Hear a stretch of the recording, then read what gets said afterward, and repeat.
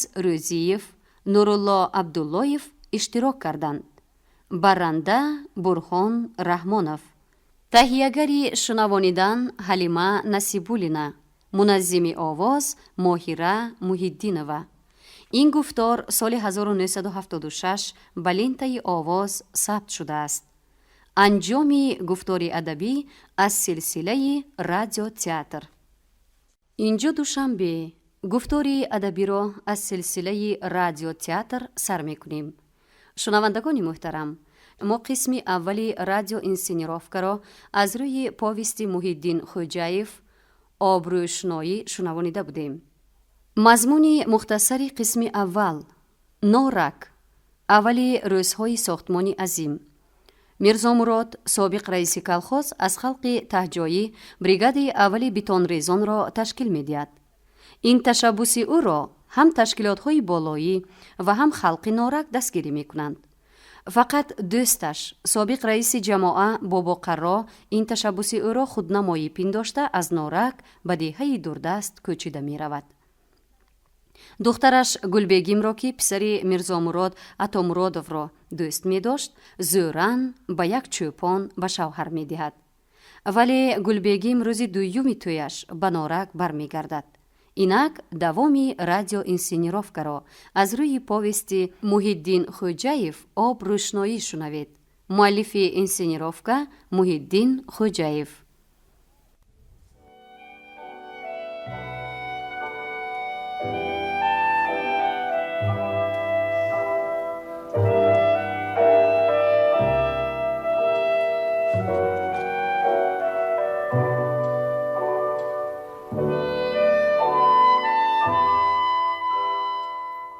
بهار سال 1970 مهمان شهر نارک می شد.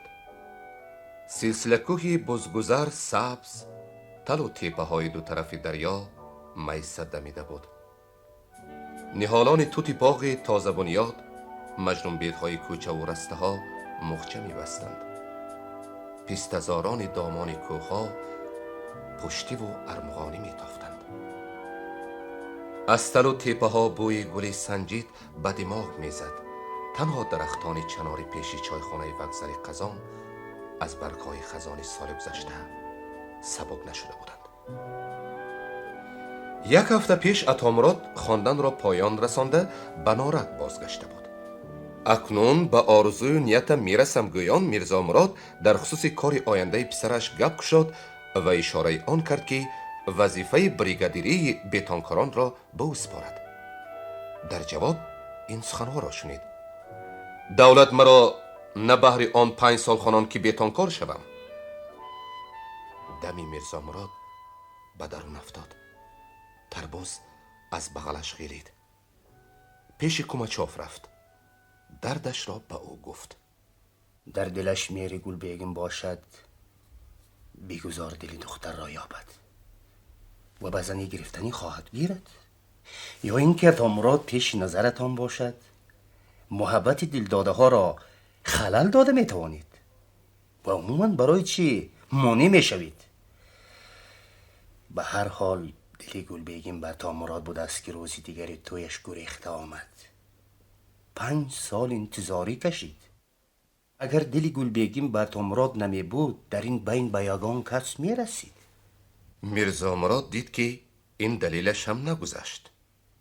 اندیشه کرد که ریشه گپ را به کوماچوف چی طور فهماند.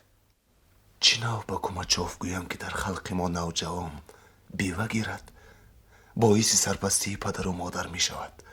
به تمام نارک و بیرون آن آوازه می شود که نه، میرزا مراد را یک مرد آبرومند می گفتند. قدرت نداشته است که به یگانه فرزندش دختر گرفته دهد. این گپا را به کوماچوف چه خیلی فهمانم. همین که گفتم باز می خندد و چند دلیل دیگر می آورد که به جوابش عاجز می مانم. بلکه طعنه زدنش ممکن است که تو کمونیستی کهنسال هستی و در قید این گونه فکر و اندیشه هایی. میرزا مراد مجبور شد که همان اندیشه هایش را از نام زوجش شرافت بیگم بیان کند. خودت میدانی کوماچوف، زنها بسیار یک راه می شوند. شرافت خالت هم حاضر دو پایش را به یک موزه انداخته چی مرده فرزند کلام کنم و خانانم و آمده یک زنی شدیده گرفته دی هم با دو دنیا هم من به این راضی نمیشم میگوید. هرچند رویش زمانه همین گویم نیده. با این کار دخالت من و شما و حتی ینگه به نظرم زیادتی است. اختیار را به خود عطامراد گذاشتن در کار. وای بچه نیست. میرزا مراد ناامید شد و نامعلوم به تردد توی افتاد. شرافت بیگم در پی عروسی از گل بیگم هم خوشروی تر شد. عطامراد این همه تک و دو را چند روز اول تگ چشم کرده گشت و آخر از آچش پرسید. اینقدر شمایان سرکار؟ توی میشود بچم توی عروس میآید عروس ها چی؟ با باتم گوید مرا نکابد. چی گفت؟ ایستا عطامراد بچه ایستا.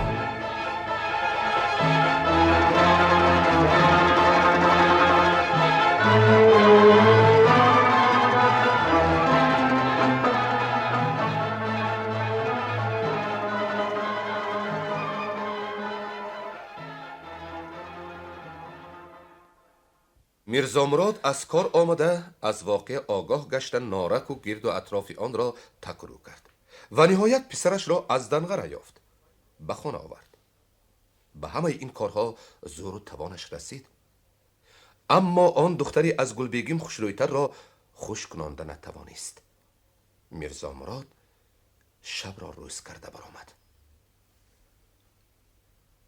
یک هفته شد که عطامراد به کار ساختمان در آمده است. از روی گفتی میرزا مراد کومچاف با عطامراد خیلی صحبت کرد، اما نه در خصوص مهر و محبت بلکه از جهت کار. به همین قرار آمدند که او باید در بنیادگاه گیس کار کند. در اینجا دو چسکه کلان تشکیل یافته بود. بیتانکاران سید بیگ، کرنچی ها امک پترا و ناتاشا و گل بیگم نیز در همین جا کار می کردند. در اصل گپ در جای دیگر بود. عطامراد میخواست هرچی تیزتر گل بیگم را بیند. یکی به خیال عطامراد زد که ناتاشا دوگانه نزدیک گل بیگم است. عطامراد با ناتاشا روبرو شد و از همین خصوص گپ گشاد. ناتاشا گپ عطامراد را تا آخر شنید. همه همین گپ هایت راست؟ دروغ میشد پیش تو نمی آمدم. از گپت معلوم که عشقتان بر دوام است. به سبب گل بیگم انتظار تو نبوده است؟ چی؟ از دیگر گوی؟ به سبب گل بیگم انتظار تو نبوده است گفتی؟ ها، هر یک خطی تو رو از یاد میداند.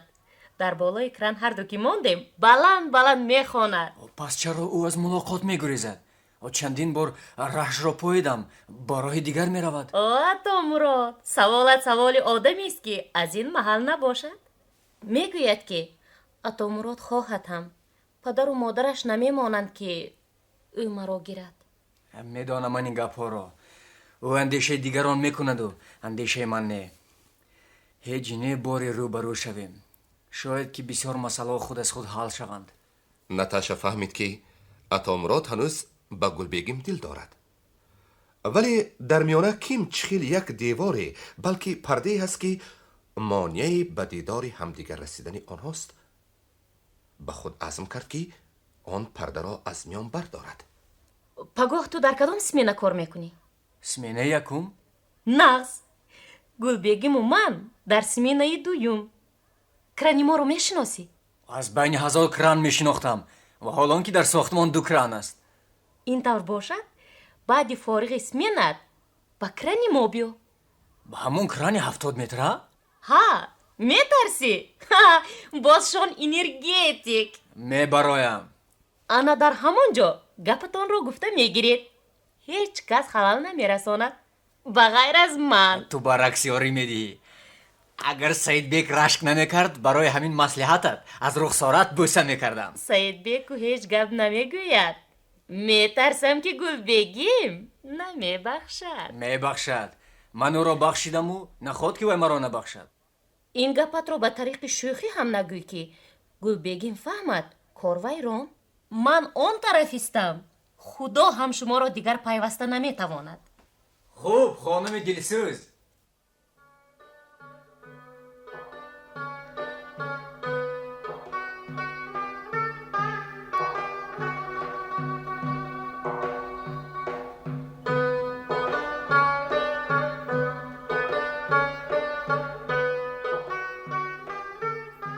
خود همان شب گلبگیم گفته های اتامراد را از زبان نتاشا شنید. هر دو که در یک خانه خوابگاه بیناکاران زندگی می کردند، مخصوص میزی مدور را پیشی در گرفته کتهایشان را به هم جفت نمودند.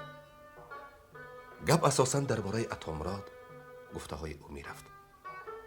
نتاشا نقطه به نقطه با همان آتش و احتراسی که اتامراد به او گپ زده بود سخنهای او را به گلبگی می گفت و اصرارکارانه علاوه می کرد که او مانندی پیشتر تو را دوست می دارد. چرا این کار را کردی؟ من با کسی ملاقات کردنی نیستم، خصوصا در بالای کران. چی؟ مرا به مردم تماشا دادنی هستی؟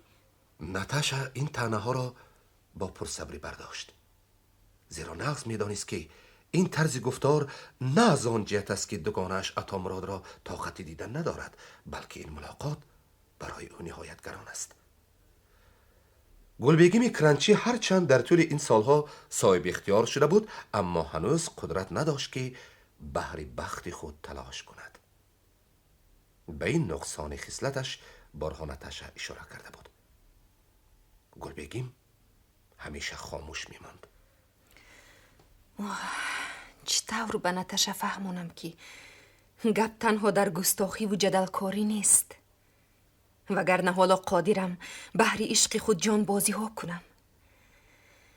گپ جای دیگر است. من به تو حسد میبرم نتاشا. چرا تو دلت را به اکم کشاده میتوانی و من به اتامراد نه؟ تا حال نمیدانم که من او را دوست میدارم یا نه. محبت و غضب در دل من پهلوی یکدیگرند و من نمیدانم که به کدامش اعتباری بیش دهم. خیالم به اتامراد محبت دارم، اما آن محبت روی قیل است. میترسم که آن هم کنده نشود. به من آن چیز آسان‌تر است که این محبت را تنها پرورم. داغی که من دارم پایبند دست و دلی من است. بی‌غیرتی های من هم از همین جهت. انا همین گپ هایت را به من نیو، با تو مراد میگویی. تمام عالم گلستان. تو دیوانه ای نتاشا.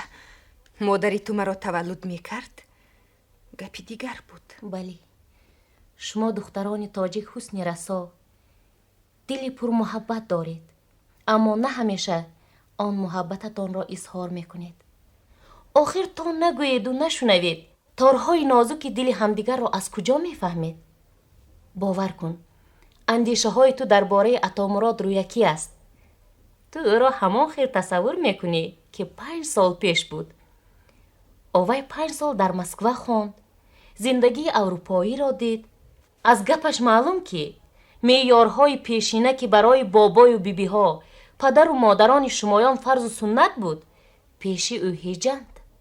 خلاصه تو میخواهی که من با اتامراد روبرو شوم؟ نه تنها میخواهم بلکه باور دارم. لحظه لحظه نازک است، به قدری آن رسیدن در کار. به هر حال من نمیخواهم که ملاقات ما بالای کران شود. شاهد نباشده؟ این نه با این معنا. بالای کران چی گپ میشود؟ من به کار آواره. ثانی این که او را با اون بلندی برآوردن چی در کار؟ دلکت میسوزد. به هر حال مایلش یک بار برایت جای کاری تو را بیند، قایل شود. هم تو گفتگو میکنیم و گپای دیگر را در زمین، در جایی که به هر دوی شما معقول است به هم دیگر میگویید. این نموری تو نتاشا. گلبگیم دوگانه‌اش را با آغوش گرفت و بوسه خیربادی کرد و به قد خود گذشت. هر کدام چشمان رخشان به شیفت خانه دوخته غرق آرزو و هوس‌های خود شد. به تو چی شد؟ این بیگاه با سید بیگ ملاقات داشتم. با تو و اتامراد سرگردان شده فراموش کردم. پروا نکن. پگاه به اکم میگویم که من گناهکارم. میگویی؟ میگویم. هر کدام رو به دیوار گردانده به اندیشه های باسم نازکتر و محرم خود داده شدند.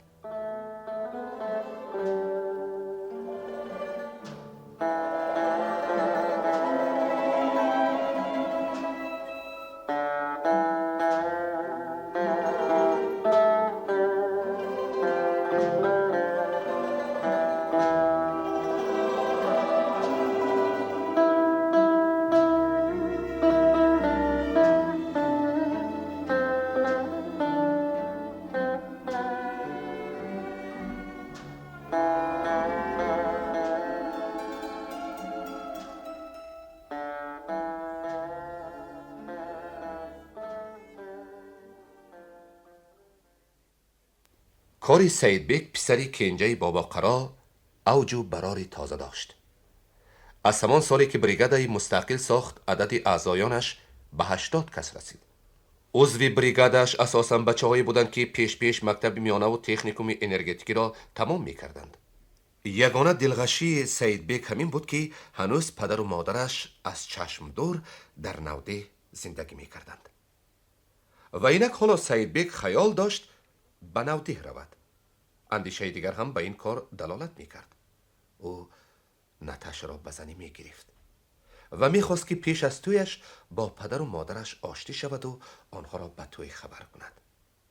با همین گونه اندیشه های مختلف سیدبک راه نوده را پیش گرفت. وای بچه کم قریب که نشناسم برسنگی شده رفتی. خودی پدرم. سلام بچه جانم خوش آمدی. بیا بچه بیا به خانه درو. خانه در آمدند که بابا قرا سری نماز پیشین ایستاده است. سیدبک را نفس به گلو پیچیده آمد و خود را باز داشته روی حولی برآمد. در آمده می نشستی حاضر تمام میکنند.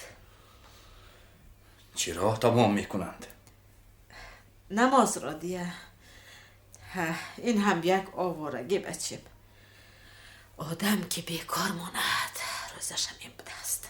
سیدبک خیال مادرش را مشاهده کرد و به خوبی دید که این سالهای جدایی آن ناگپی و ناسازی ها در پیکر او چه آثاری گذاشتند.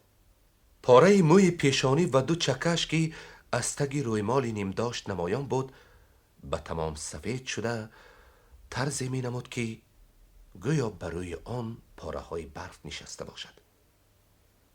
اما چون همه مادران خود را طرزی می داشت که گویا در خاندانش هیچ کاری هیچ واقعی روی نداده باشد. سارو بیگم کنی خانه درو بچه درو. سیدبک به خانه در آمد و پدر کنار کشاد. سلام علیکم. سیدبک کو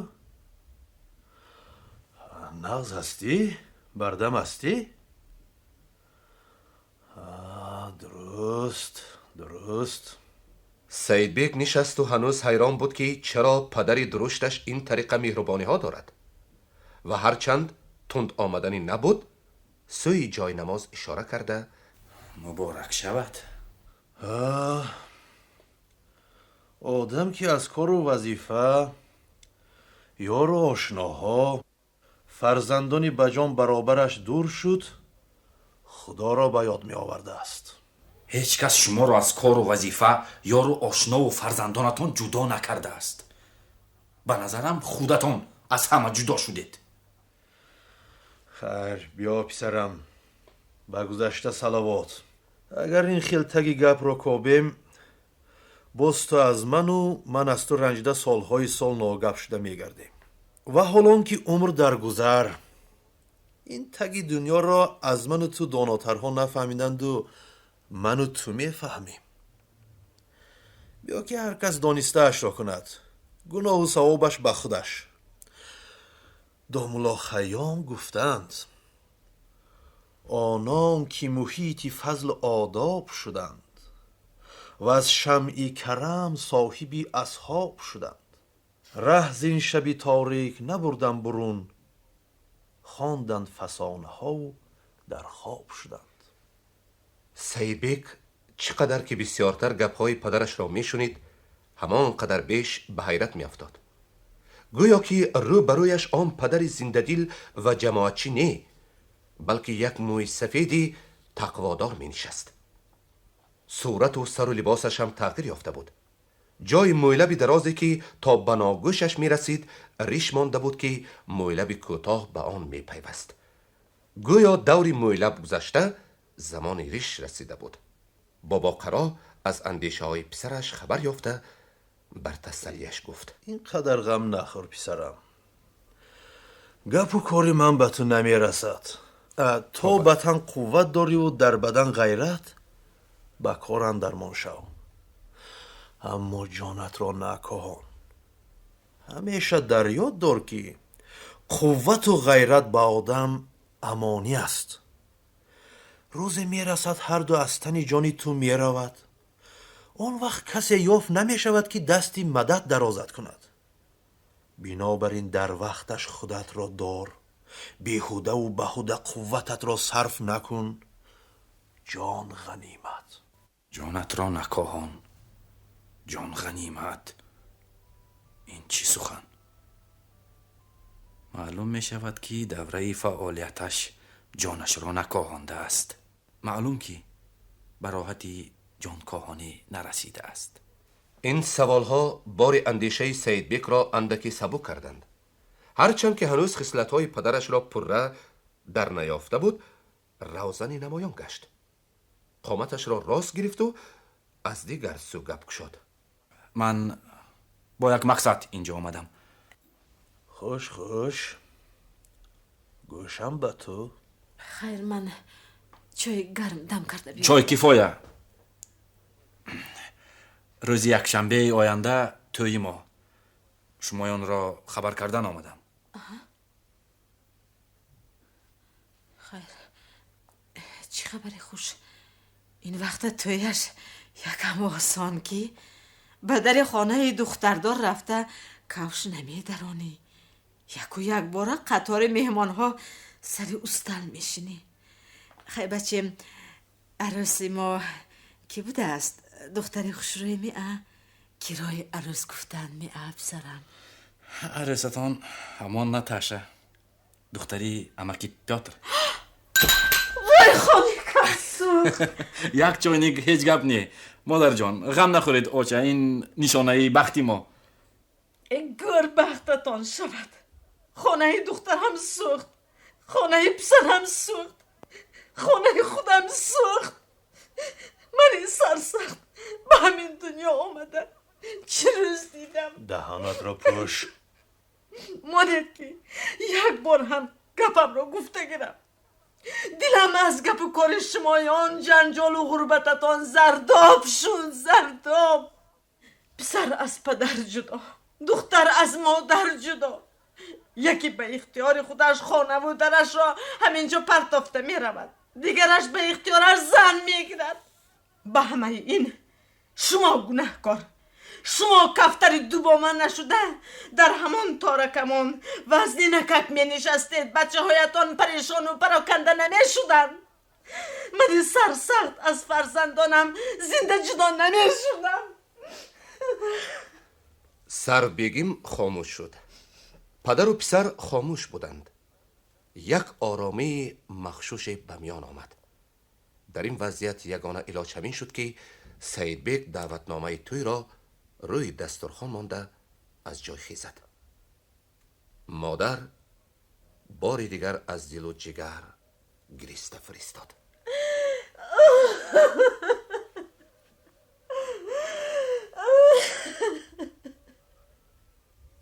هرچند مهنتی بیتانکاران و درغات برداران وزنین بود، اما مشقتی نقب کنان را راست نمی آمد. در یگان گیس جهان اینقدر نقب نکنده بودند که در نارک کندند. برای ماشین راه هم نقب کندن لازم آمد و برای دریاره هم. در یکی از همین نقبها تلبیز زمانوف جنی اکی تلخک کار میکرد. هرگاه او را کوماچوف دیده نصیحت میکرد. خودت فهمیده ایستاده ای. نام کارگر تنها به لباس و آلاتی کار نه. کارگر نان است که وزن کار را خودش نبردارد و به رفیقانش حواله کند. اما وقتی معاش داد و فریاد زند که من همین قدر جان کندم و کم پول دادند. طلبیجان ساده چندان نمیفهمید که این گپها بهر چی به او گفته میشوند. تا آن دمی نفهمید که جنجال خیست و کاتب پرتکام احمدکه یک پاپکای سفید آورده پیش کوماچوف گذاشت که درون آن کارهای سیاه تلبیز زمانوف، شکایت‌های آن سه مردک قرار مسکام گرد آمده بود. ولادیمیر کوماچوف اول با نقبکنان هم صحبت شد که چندی پیش خود همراهشان کار کرده بود. بعد طلبی را به حضورش جیغ زد. دید که یک جوان تنومند خودش را گرانده است. همراهش عریضه آورده است که مرا از کار آزاد کنید. سردار اپراولینیا عریضه را یک سو مانده اصل واقعه را پرسان شد. اصلا خوب نشد که آنها را نسنجیده به کار گرفتیم. اینها از آنهایی نبودند که کار وزنی کند. روی راست من نمیتوانم گفته جواب طلبند. با قوت و قدرت خود اقرار شدن هم نشان مردی است. من به طورم خیر اینها نوکار، سن سالشان از من کلان گویان کارشان را از دستشان گیرم، به سرم برآمده نشستند. نرید را زیادتر بند، کار سخت را خودت کن که ما تو را فوش میکنیم. تو هایتی و خود را نارکی گفته بازارت را بالا میکنی. ما نارکیم، ما باید به این آبروی اعتبار مناسب باشیم. این گپ را شنیده جانم برآمد و نارکی بودنت را با دهان اثبات کردنی باشی. با چایخانه وکزل قزان رو و همانجا به همه گوی اینجا با مهنت حلال کس نام میبرارد گفتم. رفتند و با کمیتیت محلی و پارتیوی گفتند که ما را فلانی تحقیر کرد. آنها به مسئله چقدر نرفته مرا جزا دیدند. من بی پارتیوی حقوق نداشتم که در پارتکام اشتراک کنم، گپم را گویم. انا عریضم مرا جواب دید. هویتی باشم با هویتم رفته کار میکنم. هرچند که ما با دهانی پر میگوییم که بین ما محلچگی نیست، اگر به زندگی چقورتر نظر اندازیم، افسوس، صد افسوس که نشانهای آن را حالا هم میبینیم. خود را خالص وانمود میکنیم و خیش را پیشتر میبینیم، بیشتر به او اعتبار میدیم. ولادیمیر کوماچوف در طول این 5-6 سال آخر با نسخه این گونه آدمان بارها دچار آمده بود. اول به خوشگویی و تملق‌کاری دلشان را یافتنی میشوند. به چشم و روی بازینگرشان گفتنی میشوند که تو ما را نرس، ما تو را. تو به کاری ما اعتبار ندی، ما به کاری تو. اما همانا دیدند که این سیاستشان نگذشت، راه فتنه را پیش میگیرند. این را به وی را به این بد میکنند و خود از کنار تماشا میکنند که چگونه اینها سر به کله میزنند. احمدک هم همین گونه هنرها داشت. ولادیمیر کوماچوف احمدک را دیده پرسید: چرا به مسئله چقور صرفم نرفته زمان را چاره دیدید؟ برای آن چاره دیدیم که از خود نرود. آبای حالا از خود نرفته است کو؟ الکی برای کمونیستان میدود. چه خیل کمونیستان؟ این سوال سردار اوپراولینیا، متروساز مسکوگی، سابق بریگادیر ناوکنان بی جواب ماند. او در دل قرار کرد که این مسئله را تا گارکوم میبردارد. طلبی زمانوف را دیده گفت: من و عریضت را برای دیگر کار نگاه داشتم. تو حالا عریضه نو نویس به ازاگی پارتیا. انا آن وقت حقوق پیدا میکنی که با این گونه کمونیستان مبارزه برید. آخر آنها به من چاره دیدند. با کدام روی عریضه می نویسم؟ نویس. به چشمان طلبی زمانوف اشک دوید. چه لحظه رقت‌آور وقتی که کس به راستکاری و بیگناهی تو شبهه ندارد.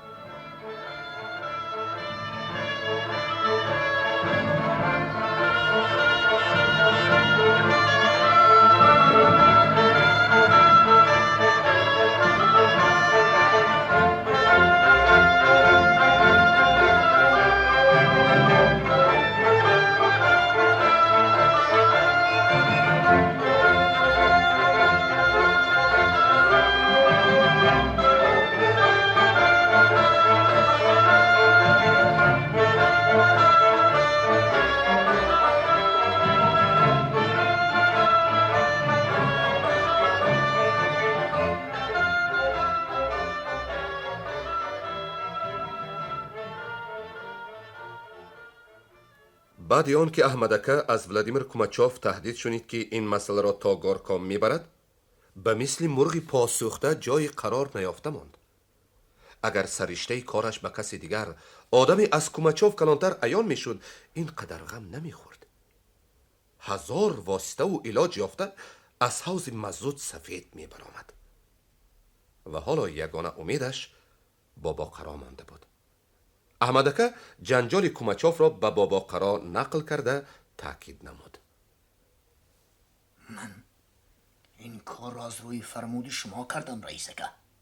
مزه از قیل گذشتگر به میانه در آمده آتش این رشته را خاموش نکنید.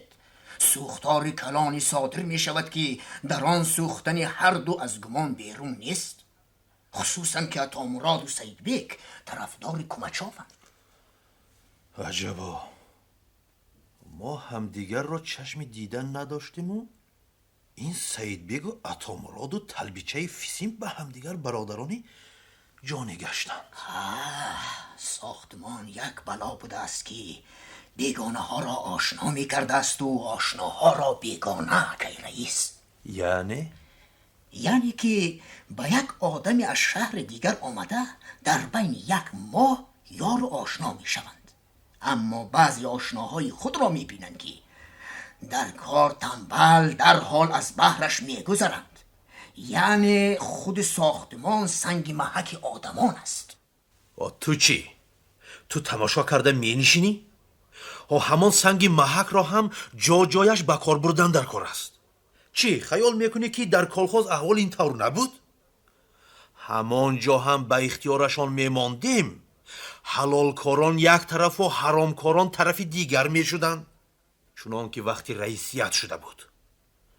تو به دو طرف یک خیل نظر کن، نغز و بد را از همدیگر جدا نساخته یکی را به دیگر دوچار کردمان و تا دمی که آنان به همدیگر میدرفتند و حقیقت جویی میکنند تو در امانی. باباقرا همان باباقرای پیشینه میشد. احمدکه مجبور شد که عمیق‌تر اندیشه راند و درون دل گوید: آیا این مردک مینه‌اش را خورده است که امروز هم به گوش من افسانه میخواند؟ آن زمانها که گپ و کار کس به آسانی میگذشت از میان رفته است اکی رئیس.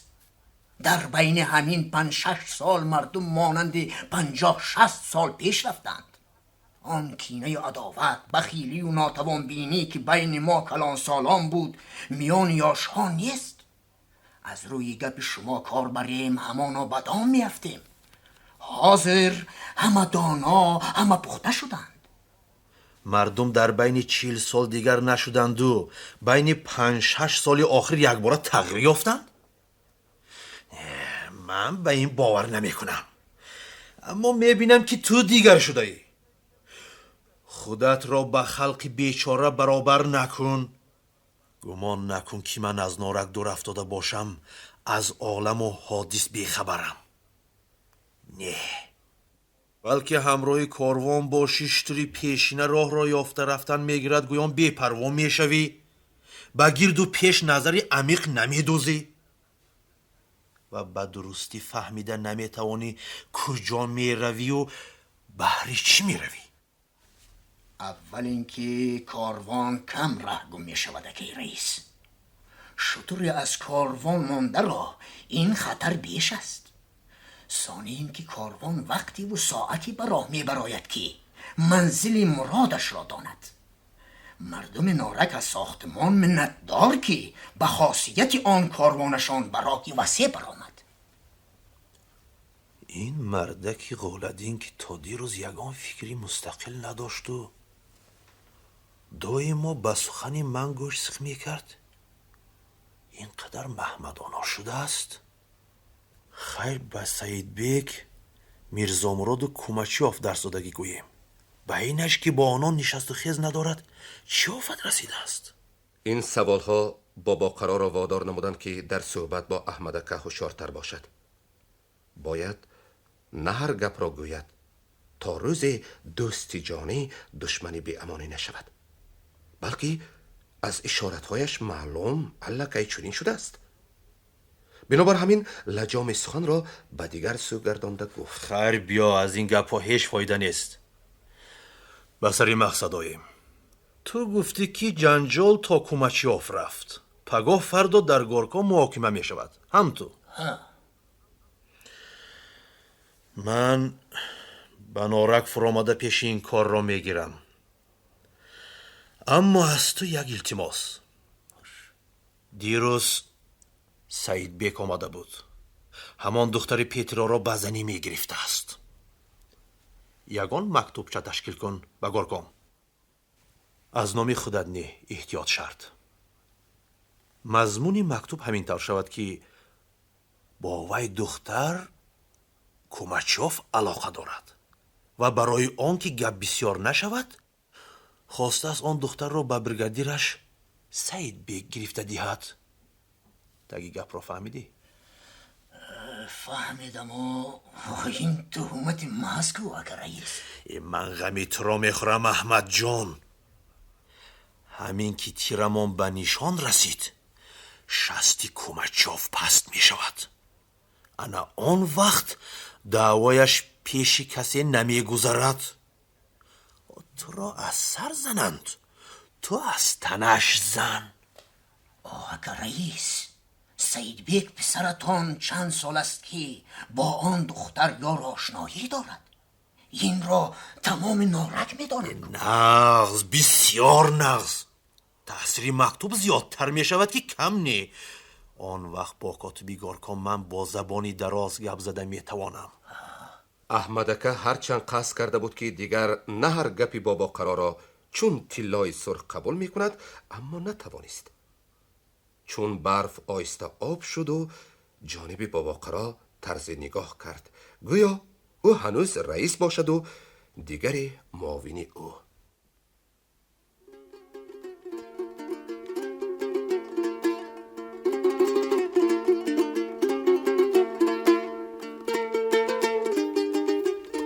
صد برگی سفید بین چه حال دارد، تقدیری خدا را بین چه کار دارد. گفتم بروم پیش فلک گریه کنم، از گریه ای من فلک چه پروا دارد. چند است که همین ربایی ورد زبان اکای تلخک است. هرگاه وقتی از خواب خیستن دمی به کار رفتن همین مصرع‌ها به زبانش میآیند و یکی پی میبرد که آن را با آهنگ تازه زمزمه دارد. این ربایی خاصه وقتی ورد زبان اکای تلخک می شود که چشمش به اپای بوستان می افتد. باری اکای تلخک سوی اپای بوستان نگاه خریدار دوخته بود که او پرسید: ها موی سفید جان دیگر تماشا میکردگی نداری که به من مینگری؟ از زبانکت گردم. آخه این قدی رسا را خدا بهری تماشا فریده است. این نموری تو اکای تلخک پیشتر کجا بودی؟ پیشتر این لینگ ها دلکشتر بود. همان وقتم تو بد زبان بودی، لیکن راستش گویم که من ترسیدم. ندانسته بودم که این درشتی ها ظاهر است و تو دلی نازک داشتی.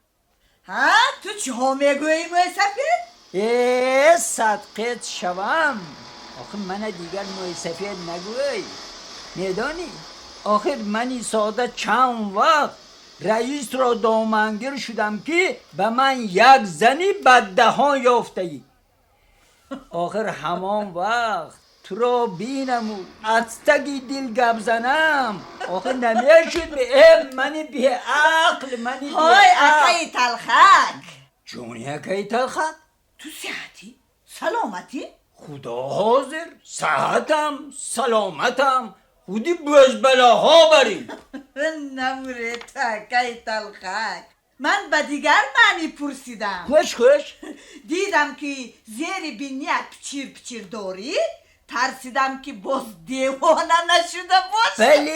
بله بلا تگرم. آخر من دیوانه نباشم در وقتش تو را خوش میکردم. فهمیدی؟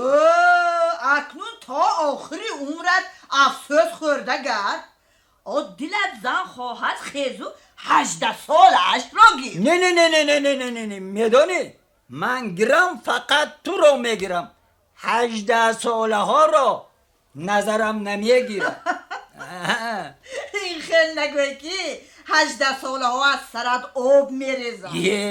آخر اگر گناه کنم آب میریزن دیه. از سری آدمی پاک برای چی آب ریزم؟ نمونه تو موی سفیدی باز میگویی که مرا موی سفید نگوی. از گپت معلوم که موی سفیدی لقی شده ای. نه این خیل نگوی بلات گرم. با خدا هزار با شکر که در نارد کار سر شد و من و تو هم گپ شدیم. بلات گرم.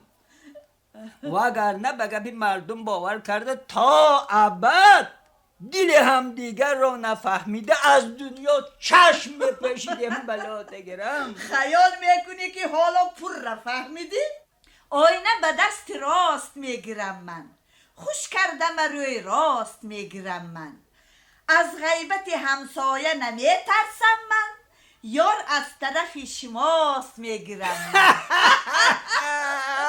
اکای تلخک به همه حاضر جوابی و ظرافت گوییش این ربایی اپای بوستان را جواب گردانده نتوانست. بحر مدد به میرزا مراد رو آورده بود که او به مسئله خود کرده را دوا نیست جواب داد. از همان روز هاست که این ربایی ورد زبان اکای تلخک است. صدبرگ سفید بی چه حال دارد، تقدیر خدا ربی چی کار دارد. گفتم بروم پیش فلک گریه کنم، از گریه من فلک چه پروا دارد. بلا نگرم منی لقه.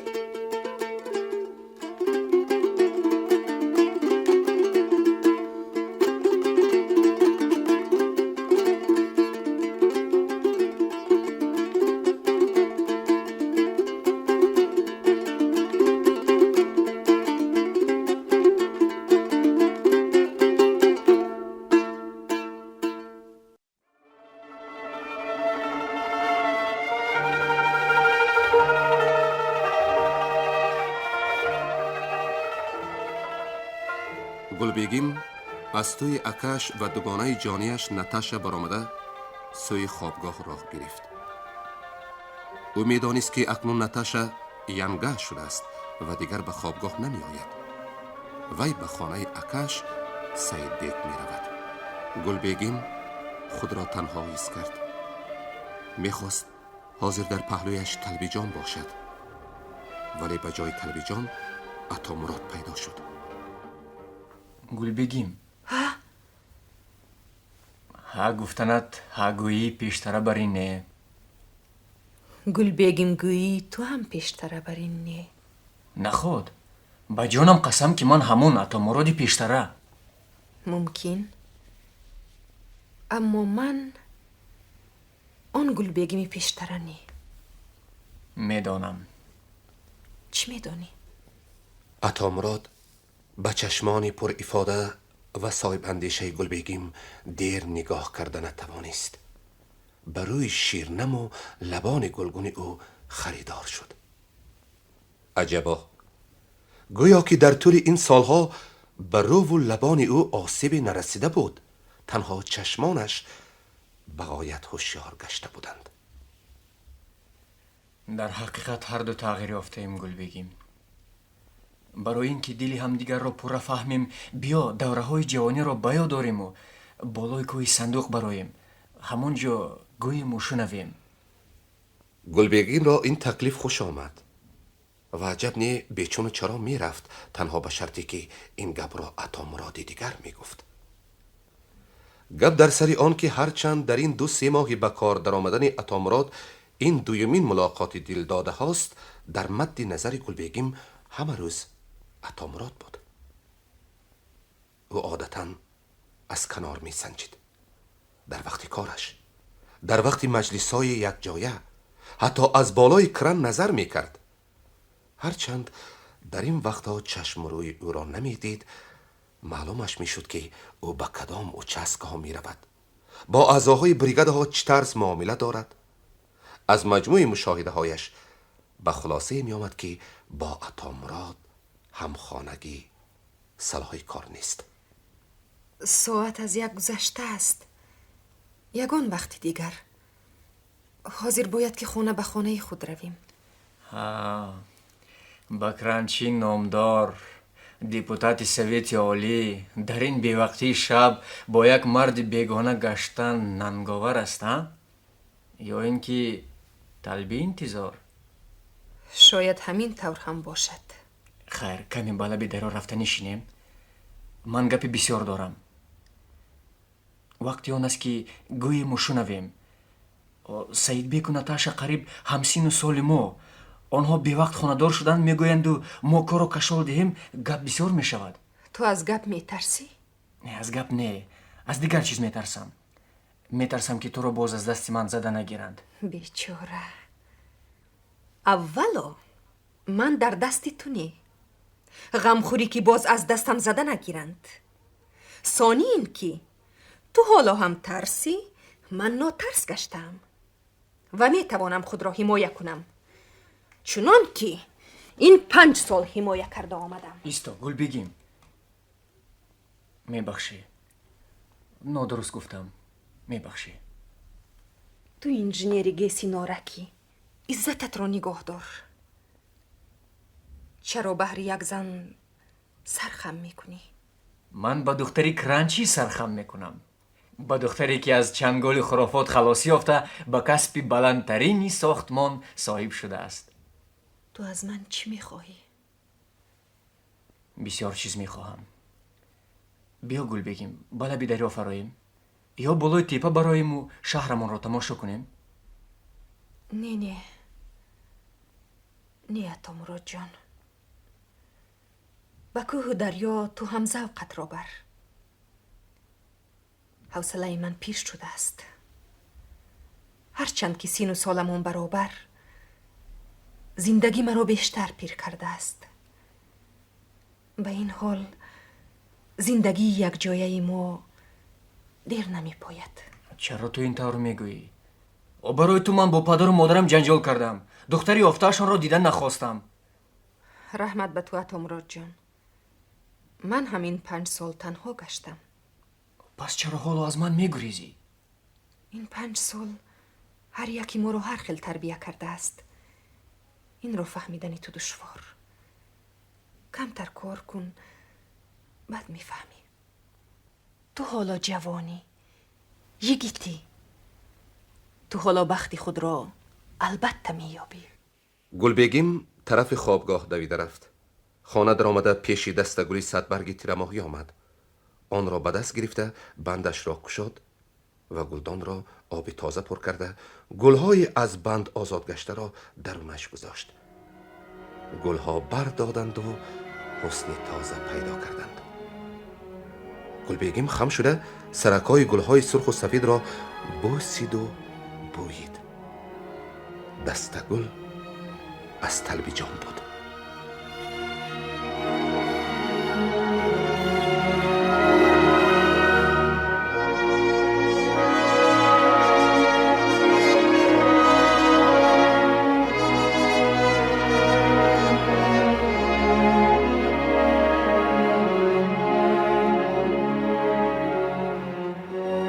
باباقرا هرچند عزم نودیه کرد جای رفتن نتوانست.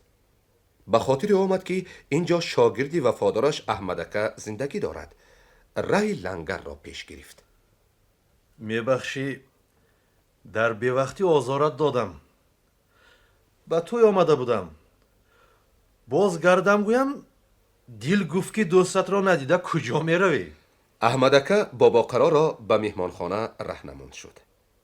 از تهمان کرپچه گرفته روی قالین پرتافت و سبب این کارش را بیان کرد. بچه ها خواب. تو هیچ تشویش نکش. من حاضر از سری توی آمدم. یک چای کبود باشد شد. گپ بسیار. 4 تا به هم دیگر دلخولی میکردیم. احمدکه چای دم کرده آمد و هر دو به بالین ها پهلو زده از این و آن گپ کشادند. احمدکه از وضع ساختمان روحی مردم که همگی به ساختمان چسبیدند و میخواهند تا آخر سال آینده اولین اگریگت گیس را به کار اندازند معلومات داد. همچنین گفت که یگان تای آن نیت هایی که پیش گرفته بودیم بر نداد. سبب این همه نابرابری ها در چی باشد؟ و تا سر شدن ساختمان وقتی که در کاری کلخوز ریان بودیم همه تیرمون به نشان میزد که мирзо мурод бар ин сахтҷонҳо ларзида мегаштанд гӯ. ва имрӯз чӣ шуд? این سوال هر زمان به مینه من هم میزند. نظرم گپ در آن است که من اینجا تنهایم. شما بر این تکیهگاه ندارم که در سر کار باشد و کارک های مرا دستگیری کند. آکومچیوف خودی سبحان جان چی؟ اینها یک علامت. تا آدمی گپ تو را قبول و کار تو را معقول میدانند که به حقیقت نزدیک باشد. همین که باطل بودن آن معلوم شد همانو از تو روی میگردانند و دیگر بار حقیقت را گویت هم باور نمی کنند. اگر رئیس دورانف باشد از کومچاف هم گذراتر. یکین تو گپ را تا آخر شنیدن با آن باور کردن نه، هم تو یک به چشمتان نظر میکند و میمون بازی را مانید حلال و پاکیزه کار کنید میگوید. تماما رسته. میرزا مراد برین این تو مانند شما گپ را از این و وی گرفته از ضد یک روها و از خود رفته ها کار نمیبرد. نظرم کار ما سرویران بوده که رئیس. شاید شما از نارک کوچیده نمی رفتید و به یگان کار ساختمان اندرمان می شدید آبروی اعتبارتان کار می کرده که رئیس. نظرم خطا کردیم. امیدی من به تو کلام بوده. یکی رئیس عذاب مرا خدا می داند و خودم. راستش را گویم اگر پیشکی می دانستم که در ساختمان کار بردن اینقدر عذاب، یک باره دست و دل می شستم. مردم کالخواست دیگر بوده است و ذاتهای ساختمان دیگر. آنجا یک گپ را که گفتید در حال باور می کردند. اینجا آنطور نه. راست بر رویتان می گویند که مویت سفید شده است. شرم نمی داری که در شأن یک آدمی مهنتی اینو آن می گویی؟ کار او را ما دیده گشتیم و گپ تو را باور کنیم. خیر، بسیاری آنها خواندگی، در ساختمان‌های دیگر کار کردگی، پخته شدگی، آدمان خودمان همین نارکی و توت قبولی ها را چی چین زده است حیران من.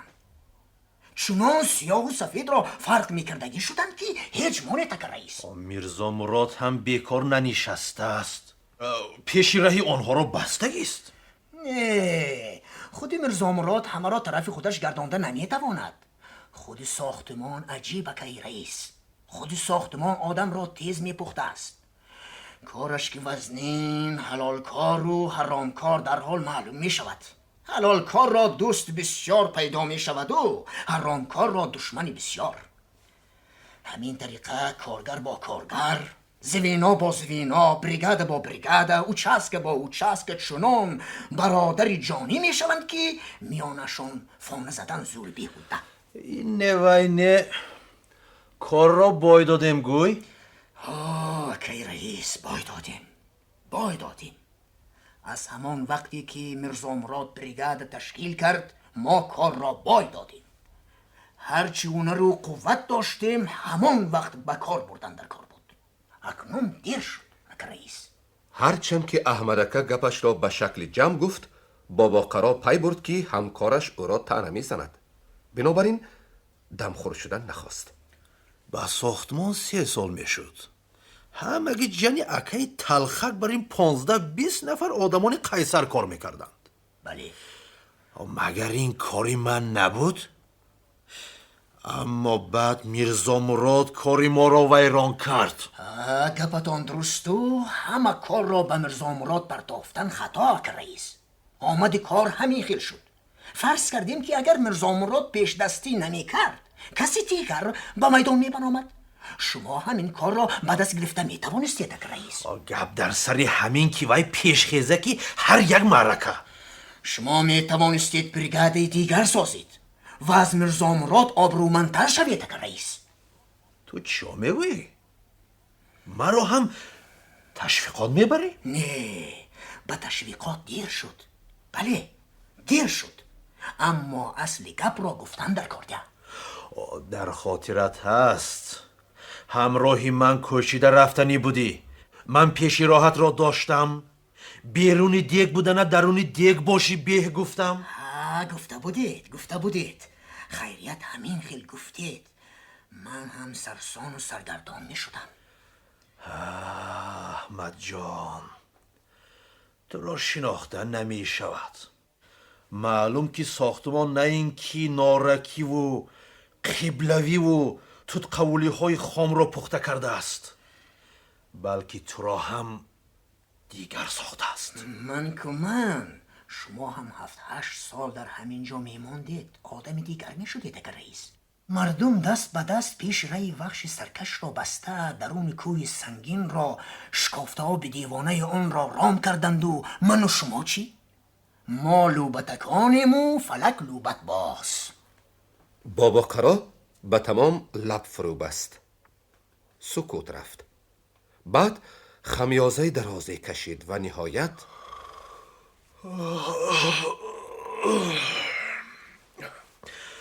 خیر، کم کم خواب کنیم. هر دو بالای کورپچه ها دراز کشیدند. یکی را همانا خواب برد، دیگری را به تمام خواب گریخت. کی را خواب برد و کی را نه نظرم حاجت به بیان نیست. روز دیگر اینقدر همه نارک گیسی نارک میگویند کو رفته بینم گویان بابا قرا پای پیاده طرف ساختمان راه گرفت. هرچند کسی راه بلدش نبود، خود به خوبی دید که پل سنگین چی رنگ داشت و چی صورت گرفته است. نزد آن پل درغاتی می برداشتند که مانند کوه دمی پیش مولق دره را می بست. آب دریا دمیده قدقدی دره طول می کشید. آبش برنگ آسمان جنگ می کرد.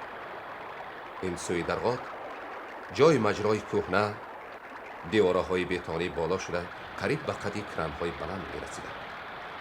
بابا قرا از رادیو و روزنامه ها فهمیده بود که دخترش گلبیگیم در بالای کرن کار می کند. ساختمان را نظاره می کرد و عجب حالتی می کشید.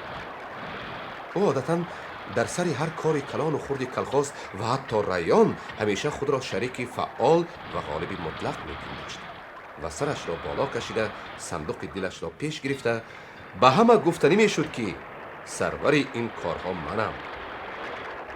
اما حالا خود از خود علم می کشید. در نارک زادگاه او اینقدر کارها شده است و او سر کشیده تمناها کرده نمی توانست.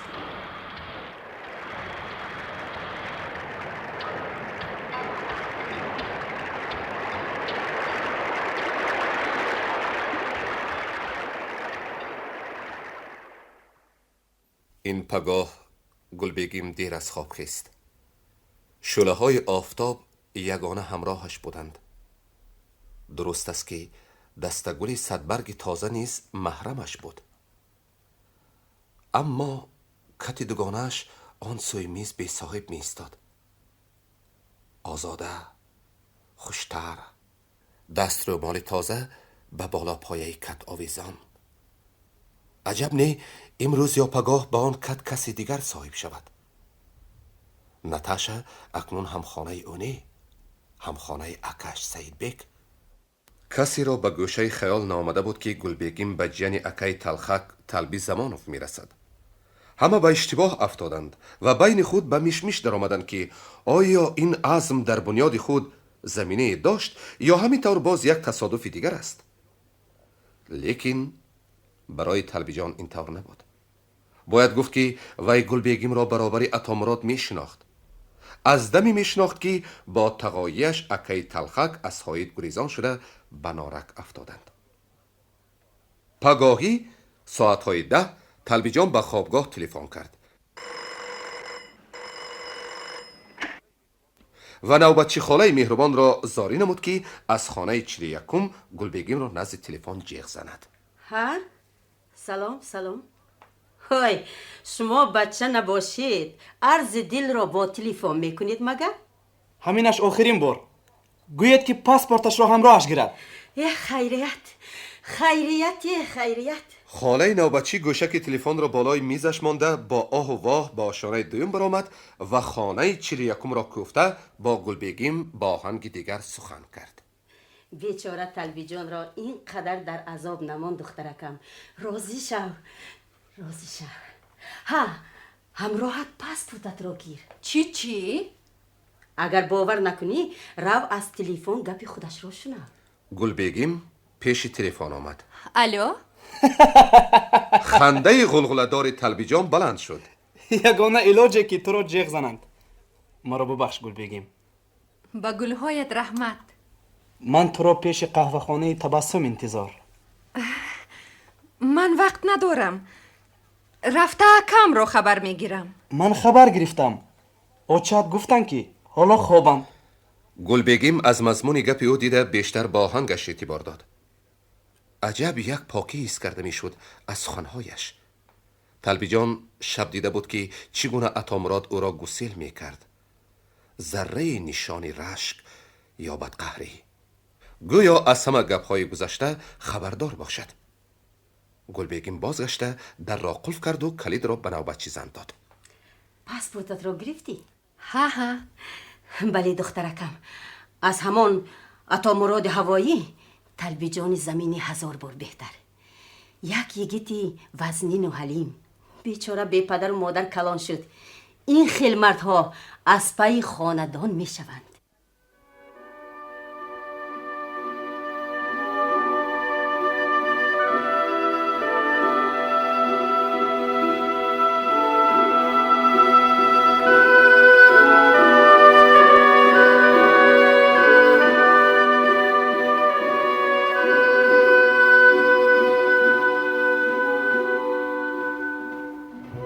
طلبیجان هنوز از دور آمد گلبگیم را دیده تبسم کرد. دندانهای صدف برینش از پس لبان غفصی پرخطش نمودار گشتند. این ادای او به دل گلبگیم نشست و به اختیار او هم تبسم کرد. یک تکلیف. تا بیدار شدن عروس و داماد بالای کوه میبرایم و کمی هوای تازه خورده برمیگردیم.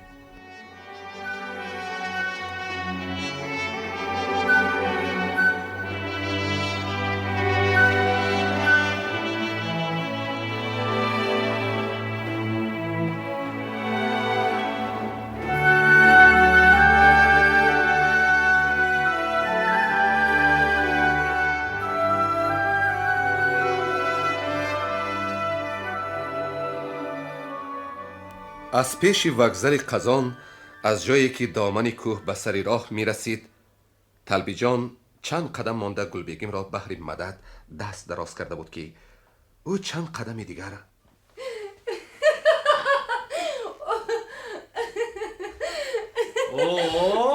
آهوی کوهی کو؟ من هر روز 2-3 بار بالای کرانی 70 متره برآمده میفرایم. نه نشد. گشته میفرایم. من خیال کردم که تو تیز برآمده نمیتونی و من از دستت میکشم. خیر، من دست شما را میدارم ده. همین طریقه با ظرافتگویی و خوش ادایی هر دو خیلی بالا برآمدند. طلبیجان را شوقی آن ایام بالا گرفت و به همان ساده لوحی بچگی گفت: انا کوچه لینین، خیابان حافظ، بینای اپراولینیا، مهمانخانه نارک، مگزین سوم، قصر مدنیت، بینای خانه من، بینای خوابگاه من، نقبهای کوه صندوق، کرانهای پایه گس. نه، به نظرم تو شب همه نشانهای شهرمان را گفته نمیتوانیم. من شرط اول را وای دادم. در قاط 300 متره، انرژی 2,700,000 بحر نارک من بریدم. ها بریدی. شرط دویمی بازی های ما چی بود؟ بوز و گوسفندها رو پیش گرفته آمدن. اما بوز و گوسفند نداریم کو. به شرط دیگر میگذاریم. شرط دیگر چی بود؟ ها گوشتینگیری. نه من اینش رو بای دادم.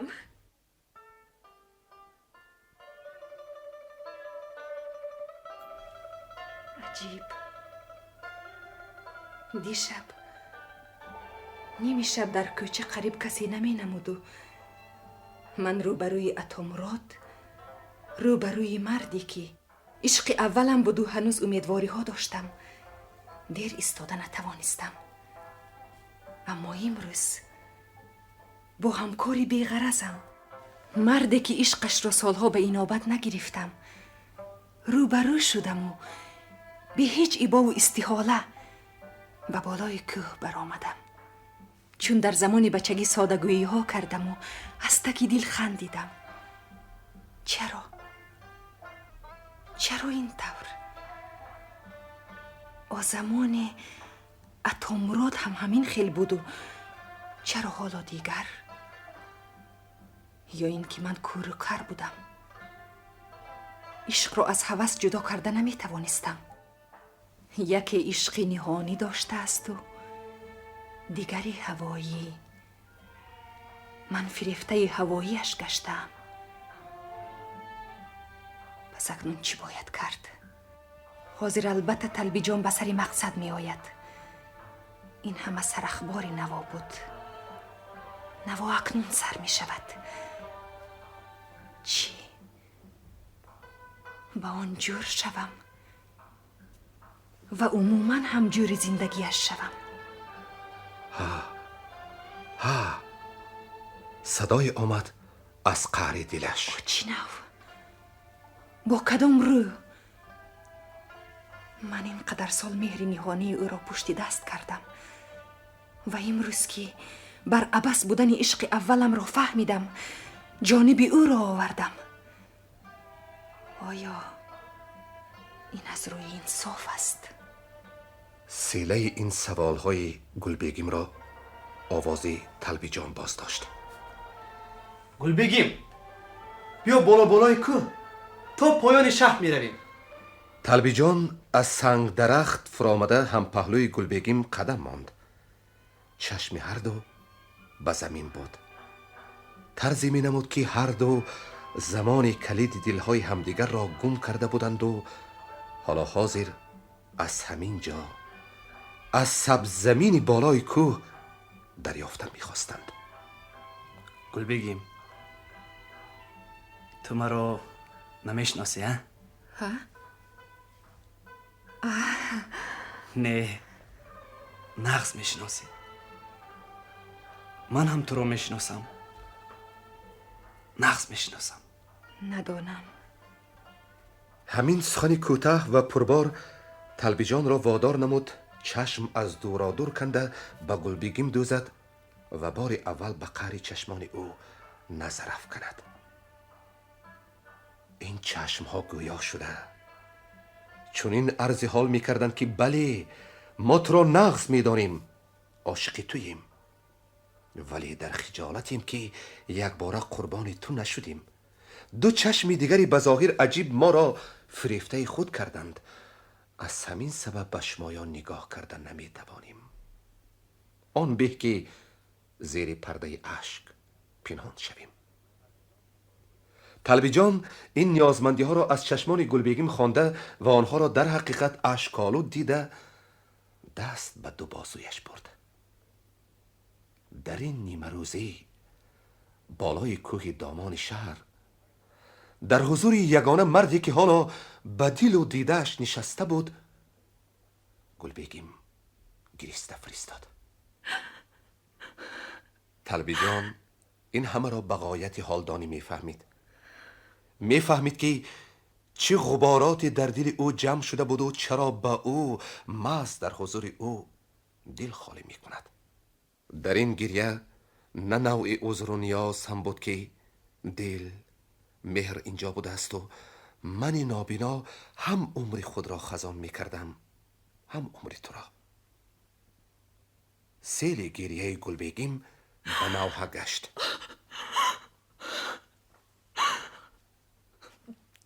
مرا ببخشید، من گناهکارم.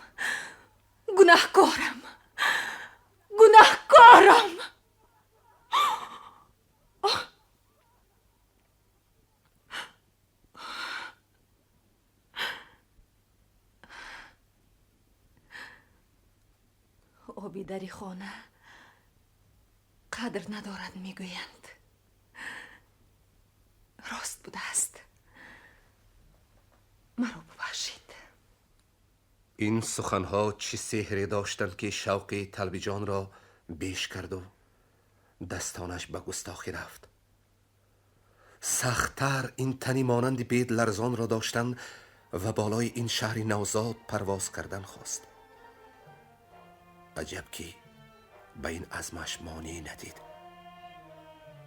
قامتی که با قد بلند خودش برابر بود، مثل پری کبوتر سبک مانند خواب شیرین دسترس بود. باز به دماغش همان بوی خاصه او زد که هنوز زمان جوانی شمیده بود. آن همه یاد و این همه وصال خمار دلها را تازه کرد و هر دو برابر در یک دقیقه و ثانیه سر از کتف همدیگر گرفته به قعر چشمان یکدیگر نگریستند و در قعر آن عکس لبهای بوسه های همدیگر را دیدند و دیگر هر دو خبر نیافتند که چه نوع عکس ها از میان برداشته شدند و لبها به هم پیوستند. دو دل داده در فراق چشیده و بحر محبت خیش زحمت ها کشیده، امروز این ساعت به وصال همدیگر می رسیدند.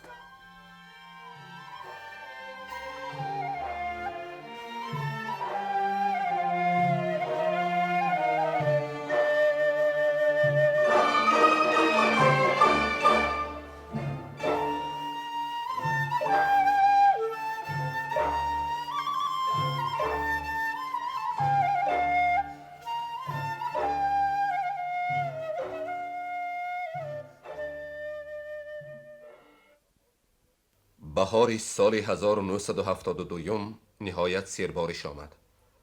ژاله و باران همدیگر را دنباله می گرفت و گویا به دریا زبان یک کرده باشد نمیخواست که جدل بیناکاران جامعه عمل پوشد. نیمه روزی بریگاد میرزا مراد پیشین خورده نو به کار سر کرده بود که از بالا از قره کوه سنگ جدا شده به پایان غیلان کرد و به سیمتور درآمد. این را همه دیدند و خاطر جمع گشته باز به کارشان اندرمان شدند. اما دیری نگذشته از همان جایی که پاره سنگ جدا شده بود سنگ عظیمتری کنده شده سرازیر رفت. سنگ‌های دیگر را اندرمان کرده از دنبال خود می آورد. میرزا مراد مخصوصا از اپای بوستان که نوحامله بود خواطر شد. با چقانه خود را پیش او گرفت و از دستش کشیده پسی شخ تیله داد و خود قدمی مانده بود که دچار حمله سنگ پاره ها گردید. کلاه آهنیش همراه سیله سنگ سرازیر رفت. بر مددش اکای تلخک و دیگر اهل بریگاد آمدند. شو چی نتو؟ مراد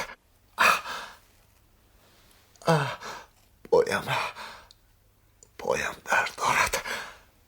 همین جا خوابانید. نفسم رو راست گیرم. دیگران چطور؟ همه صحتند؟ پروا نکن، همه خاطر جمع، همه نفس. تو خودت چطور؟ نغزی؟ بوستان و مروزه چی؟ همه نفس. تو خودت چطور؟ نغزی؟ درست.